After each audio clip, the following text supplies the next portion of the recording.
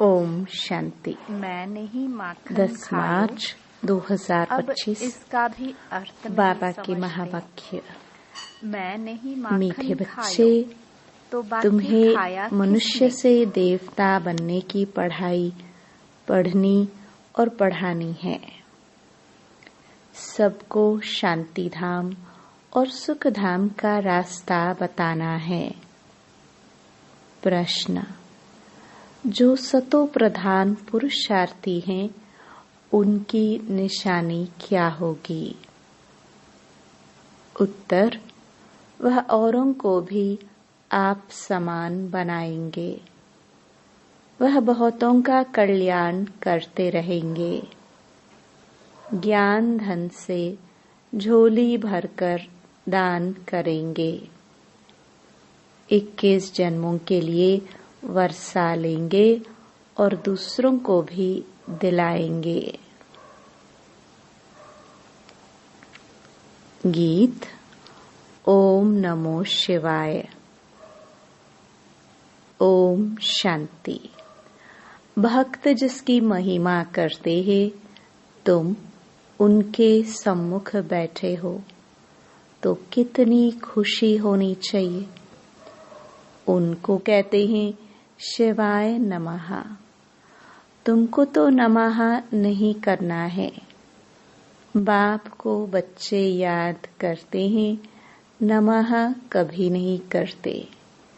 यह भी बाप है, इनसे तुमको वर्षा मिलता है। तुम नमः नहीं करते हो, याद करते हो। जीव की आत्मा याद करती है। बाप ने इस तन का लोन लिया है। वह हमको रास्ता बता रहे हैं। बाप से बेहद का वर्षा कैसे लिया जाता है, तुम भी अच्छी रीति जानते हो। सतयुग है सुख धाम, और जहाँ आत्माएं रहती हैं उसको कहा जाता है शांति धाम। तुम्हारी बुद्धि में है कि हम शांति धाम के वासी है। इस कलयुग को कहा ही जाता है दुख धाम। तुम जानते हो, हम आत्माएं अब स्वर्ग में जाने के लिए, मनुष्य से देवता बनने के लिए पढ़ रही हैं। ये लक्ष्मी नारायण देवताएं हैं ना।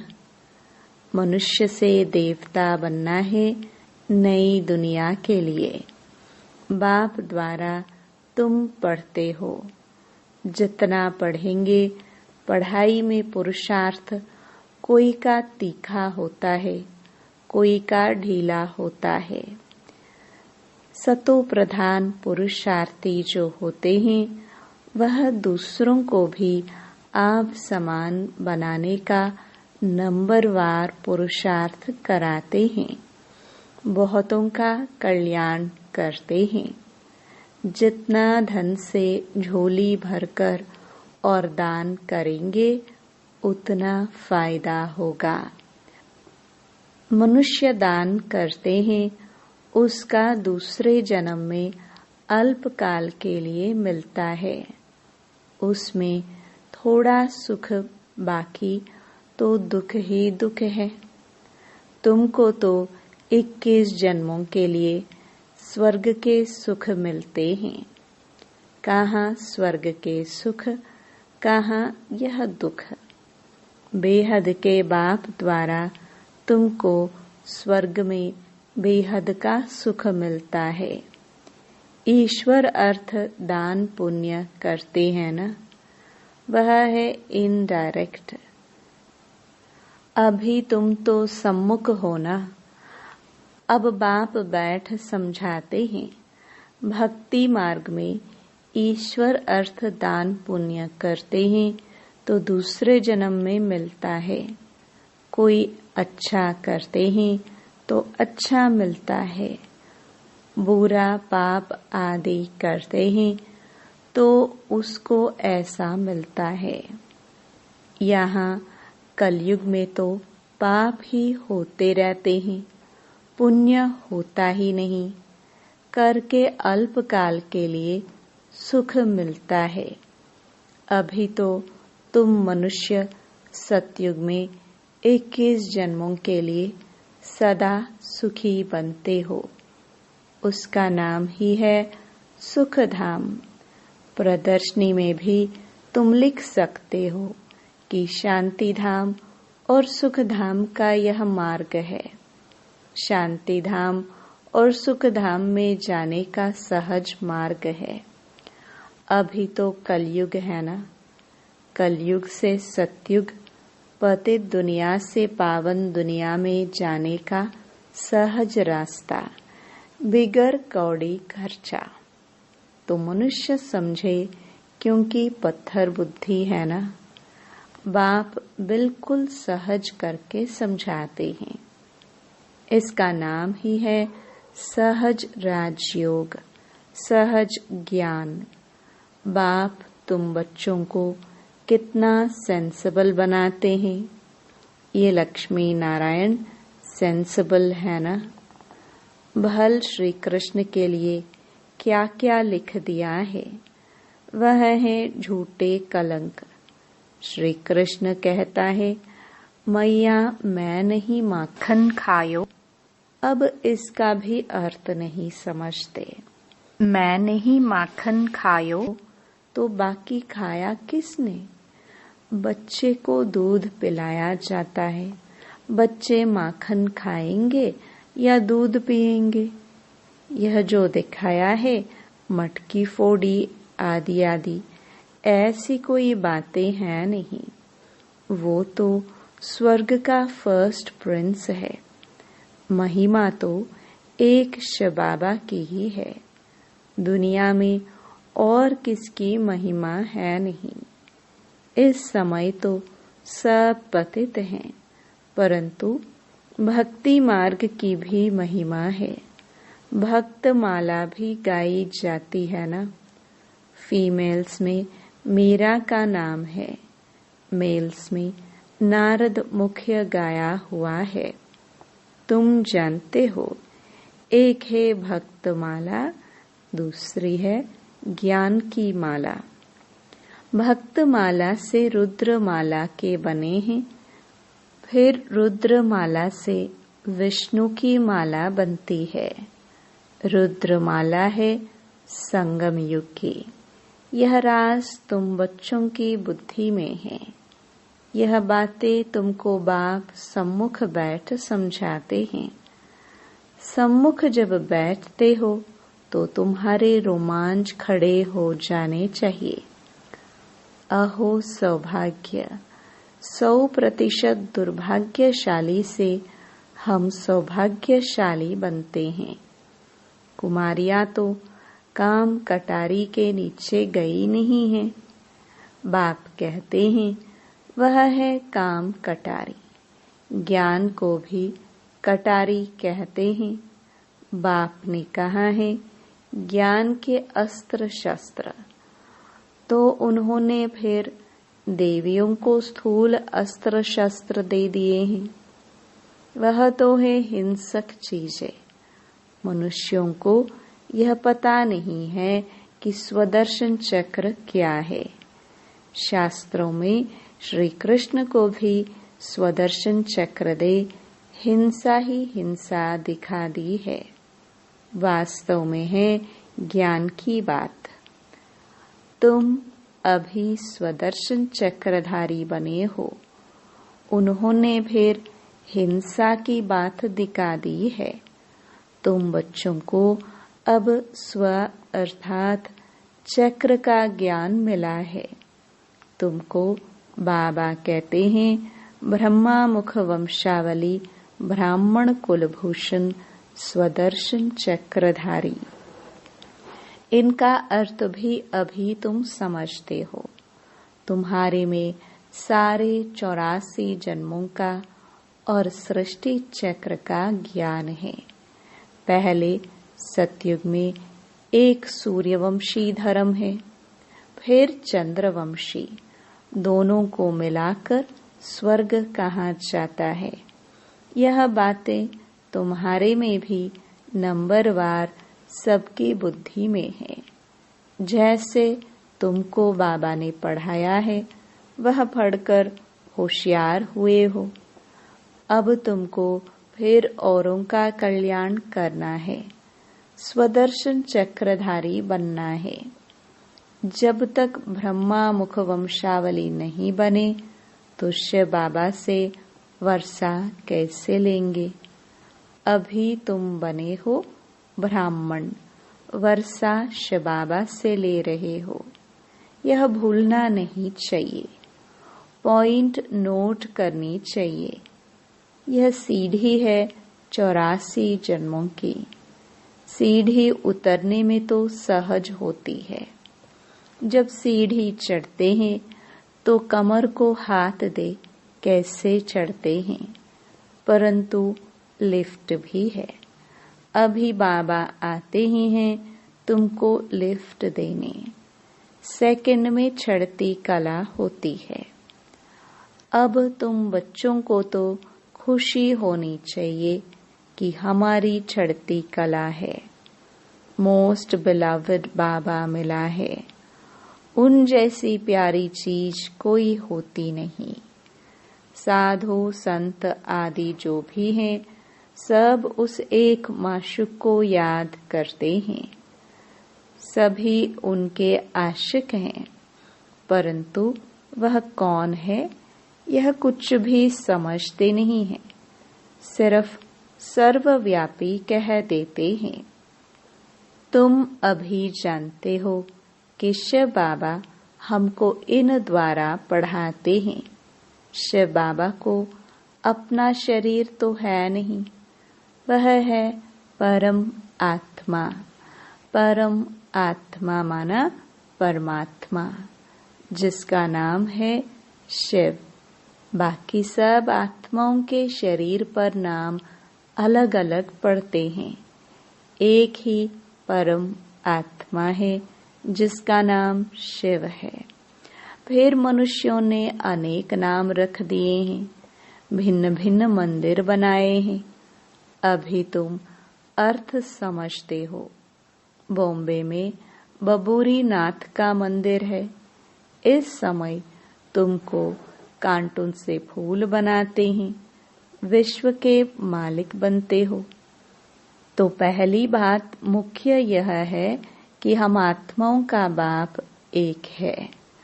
उनसे ही भारतवासियों का वर्षा मिलता है। भारत के यह लक्ष्मी नारायण मालिक है ना। चीन के तो नहीं है ना। चीन के होते तो शक्ल ही और होती। यह है ही भारत के। पहले पहले गोरे फिर सांवरे बनते हैं। आत्मा में ही खाद पड़ती है, सांवरी बनती है। मिसाल सारा इनके ऊपर है। भ्रमरी कीड़े को चेंज कर आप समान बनाती है। सन्यासी क्या चेंज करते हैं? सफेद कपड़े वाले को गेरू कपड़े पहनाकर माथा मुड़ा देते हैं। तुम तो यह ज्ञान लेते हो, ऐसे लक्ष्मी नारायण जैसा शोभनीक बन जाएंगे। अभी तो प्रकृति भी तमो प्रधान है, तो यह धरती भी तमो प्रधान है, नुकसान कारक है। आसमान में तूफान लगते हैं, कितना नुकसान करते हैं, उपद्रव होते रहते हैं। अभी इस दुनिया में है परम दुख, वहां फिर परम सुख होगा। बाप परम दुख से परम सुख में ले जाते हैं। इनका विनाश होता है, फिर सब सतो प्रधान बन जाता है। अभी तुम पुरुषार्थ कर जितना बाप से वर्षा लेना है उतना ले लो, नहीं तो पिछाड़ी में पश्चाताप करना पड़ेगा। बाबा आया परंतु हमने कुछ नहीं लिया। यह लिखा हुआ है, भंबोर को आग लगती है, तब कुंभकर्ण की नींद से जागते हैं, फिर हाय हाय कर मर जाते हैं। हाय हाय के बाद फिर जय जयकार होगी। कलयुग में हाय हाय है ना, एक दो को मारते रहते हैं, बहुत ढेर के ढेर मरेंगे। कलयुग के बाद फिर सतयुग जरूर होगा। बीच में यह है संगम, इसको पुरुषोत्तम युग कहा जाता है। बाप तमो प्रधान से सतो प्रधान बनने की युक्ति अच्छी बताते हैं। सिर्फ कहते हैं मुझे याद करो और कुछ भी नहीं करना है। अभी तुम बच्चों को माथा आदि भी नहीं टेकना है। बाबा को कोई हाथ जोड़ते हैं तो बाबा कहते ना तो तुम आत्मा को हाथ है न बाप को, फिर हाथ किसको जोड़ते हो। कलयुगी भक्ति मार्ग का एक भी चिन्ह नहीं होना चाहिए। हे आत्मा, तुम हाथ क्यों जोड़ती हो? सिर्फ मुझ बाप को याद करो। याद का मतलब कोई हाथ जोड़ना नहीं है।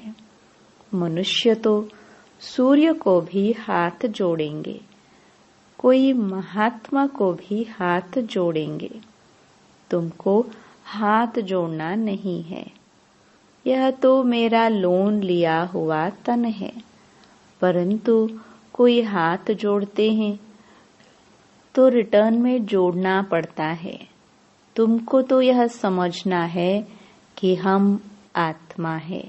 हमको इस बंधन से छूटकर अब वापस घर जाना है।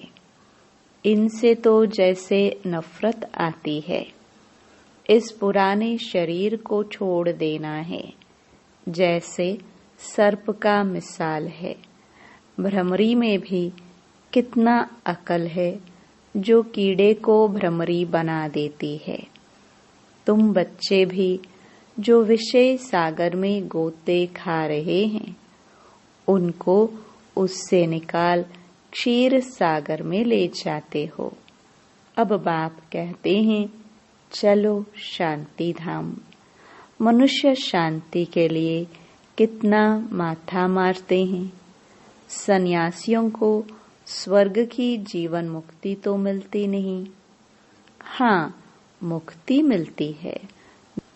दुख से छूट शांति धाम में बैठ जाते हैं। फिर भी आत्मा पहले पहले तो जीवन मुक्ति में आती है, पीछे फिर जीवन बंध में आती है। आत्मा सतो प्रधान है, फिर सीढ़ी उतरती है। पहले सुख भोग, फिर उतरते उतरते तमो प्रधान बन पड़े हैं। अब फिर सबको वापस ले जाने के लिए बाप आए हैं।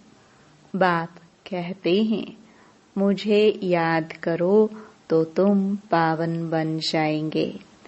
बाप ने समझाया है जिस समय मनुष्य शरीर छोड़ते हैं तो उस समय बड़ी तकलीफ भोगते हैं, क्योंकि सजाएं भोगनी पड़ती हैं। जैसे काशी कलवट खाते हैं, क्योंकि सुना है शिव पर बलि चढ़ने से मुक्ति मिल जाती है। तुम अभी बलि चढ़ते हो ना, तो भक्ति मार्ग में भी फिर वह बातें चलती है। तो शिव पर जाकर बलि चढ़ते हैं। अब बाप समझाते हैं वापस तो कोई जा नहीं सकते। हाँ, इतना बलिहार जाते हैं तो पाप कट जाते हैं। फिर हिसाब किताब नए सिर शुरू होता है। तुम इस सृष्टि चक्र को जान गए हो। इस समय सबकी उतरती कला है। बाप कहते हैं मैं आकर सर्व की सद्गति करता हूँ, सबको घर ले जाता हूँ। पतितों को तो साथ नहीं ले जाऊंगा। इसलिए अब पवित्र बनो तो तुम्हारी ज्योत जग जाएगी। शादी के टाइम स्त्री के माथे पर मटकी में ज्योत जगाते हैं। यह रस्म भी यहाँ भारत में ही है। स्त्री के माथे पर मटकी में ज्योत जगाते हैं। पति के ऊपर नहीं जगाते, क्योंकि पति के लिए तो ईश्वर कहते हैं। ईश्वर पर फिर ज्योत कैसे जगाएंगे? तो बाप समझाते हैं, मेरी तो ज्योत जगी हुई है, मैं तुम्हारी ज्योत जगाता हूँ। बाप को क्षमा भी कहते हैं। ब्रह्म समाजी फिर ज्योति को मानते हैं। सदैव ज्योति जगी रहती है। उनको ही याद करते हैं, उनको ही भगवान समझते हैं। दूसरे फिर समझते हैं छोटी ज्योति, आत्मा बड़ी ज्योति परमात्मा में समा जाएगी। अनेक मतें हैं। बाप कहते हैं, तुम्हारा धर्म तो अथाह सुख देने वाला है। तुम स्वर्ग में बहुत सुख देखते हो। नई दुनिया में तुम देवता बनते हो। तुम्हारी पढ़ाई है ही भविष्य नई दुनिया के लिए, और सब पढ़ाइयाँ यहाँ के लिए होती हैं। यहाँ तुमको पढ़कर भविष्य में पद पाना है। गीता में भी बरोबर राजयोग सिखलाया है। फिर पिछाड़ी में लड़ाई लगी, कुछ भी नहीं रहा। पांडवों के साथ कुत्ता दिखाते हैं। अब बाप कहते हैं, मैं तुमको गॉड गॉडेस बनाता हूँ। यहाँ तो अनेक प्रकार के दुख देने वाले मनुष्य हैं। काम कटारी चलाए कितना दुखी बनाते हैं। तो अब तुम बच्चों को यह खुशी रहनी चाहिए कि बेहद का बाप ज्ञान का सागर हमको पढ़ा रहे हैं। मोस्ट बिलवड माशुक है। हम आशिक उनको आधा कल्प याद करते हैं। तुम याद करते आए हो। अब बाप कहते हैं, मैं आया हूँ, तुम मेरी मत पर चलो। अपने को आत्मा समझ मुझ बाप को याद करो, दूसरा ना कोई। सिवाय मेरी याद के तुम्हारे पाप भस्म नहीं होंगे। हर बात में सर्जन से राय पूछते रहो। बाबा राय देंगे, ऐसे ऐसे तोड़ निभाओ। अगर राय पर चलेंगे तो कदम कदम पर पदम मिलेंगे। राय ली तो रिस्पॉन्सिबिलिटी छूटी। अच्छा, मीठे मीठे सिखिलदे बच्चों प्रति माता पिता बाप दादा का याद प्यार और गुड मॉर्निंग। रूहानी बाप की रूहानी बच्चों को नमस्ते। धारणा के लिए मुख्य सार। पहला, बेहद के बाप से बेहद सुख का वर्षा लेने के लिए डायरेक्ट ईश्वर अर्थ दान पुण्य करना है। ज्ञान धन से झोली भरकर सबको देना है। दूसरा, इस पुरुषोत्तम युग में स्वयं को सर्व बंधनों से मुक्त कर जीवन मुक्त बनना है। भ्रमरी की तरह भो भो कर आप समान बनाने की सेवा करनी है।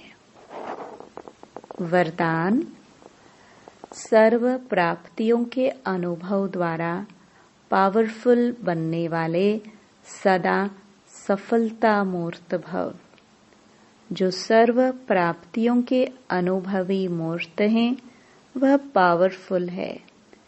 ऐसी पावरफुल सर्व प्राप्तियों की अनुभवी आत्माएं ही सफलता मूर्त बन सकती हैं, क्योंकि अभी सर्व आत्माएं ढूंढेंगी कि सुख शांति के मास्टर दाता कहाँ हैं।